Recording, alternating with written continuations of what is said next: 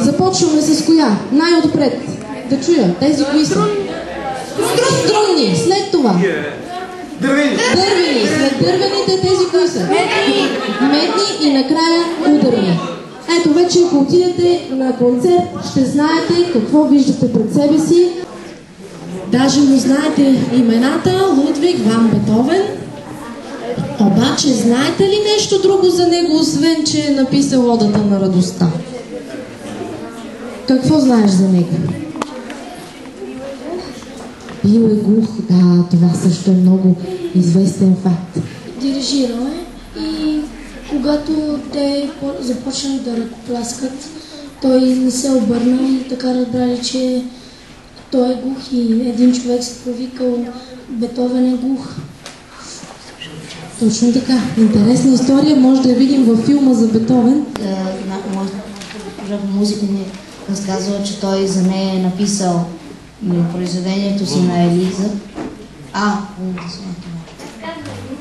Но защото не е трябвало да разберат, че го е писал за нея и го е написал по друго име. Точно така, той е променил името. Жената се казва Джулиета Гойчарди и е била графиня.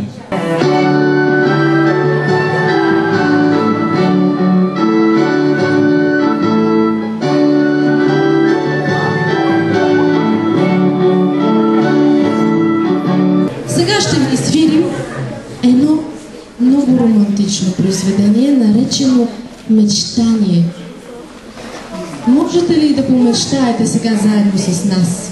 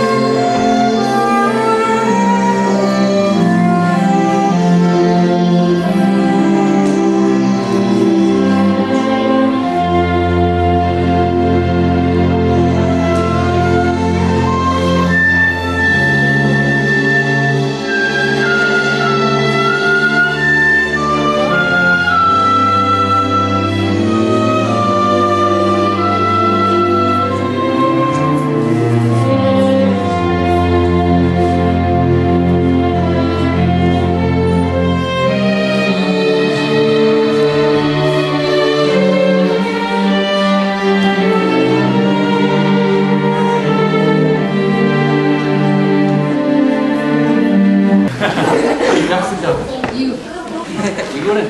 Да? Каква музика слушаш? Мето. Мето? Металика? Да.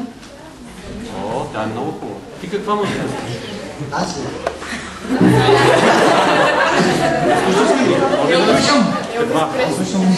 Добре, каква? Всичко без тяло. Всичко без тяло. А ти? Мето. Мето? Добре. Тук значи имаме сериозни музиканти, но вижте, има още един вид музика. Това е тази, която ви показваме днес. Отделете малко внимание, защото тя заслужава. Обаче, тя не се харесва от първия път. Това сега ще го кажа на всички. Особено млад човек трудно може да хареса класическата музика от първи път. Защо? Тя е малко по-усложнена.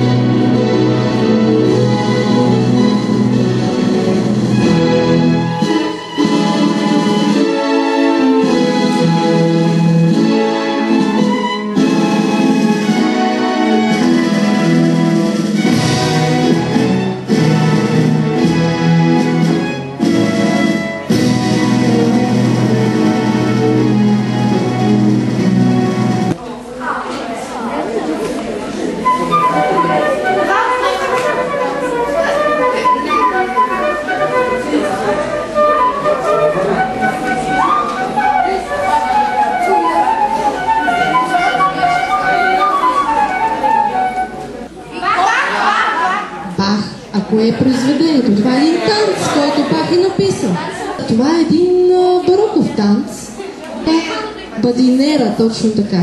Ето ти успя да кажеш цялото, казай, че е Бах, така че как се казваш?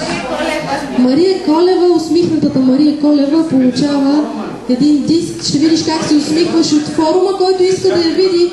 Усмихната там може да я види. Твоите приятели могат да Ами, мисля, че ще дадем ето на това момиче наградката.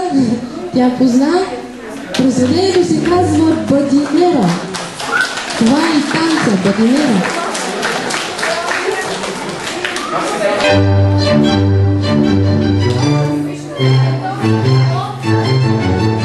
Моцарт. Точно така. А как се казва произведението? Малка нощна музика. Точно така. Как се казваш ти? Малка нощна музика от Моцарт. Мартин Киряков спечели диск. Точно така. Малка нощна музика на Моцарт. Веднага от първия път. Как се казваш? Патрисия. Браво на Патрисия. Прави. Пещерата на... Не на тролове. На планински... Някой ще ми каже ли пълният отговор на загадката? Той успя да каже, единственият човек, който успя да каже, че Едвард Грик в пещерата на планинския цар има много тролове. Заповядай. Това е Антон Стоянов от 5-ти В клас. Готвил ви е две песни. Първата се казва Руски сувенир, а втората Компарсита танго. Claro, le pasa.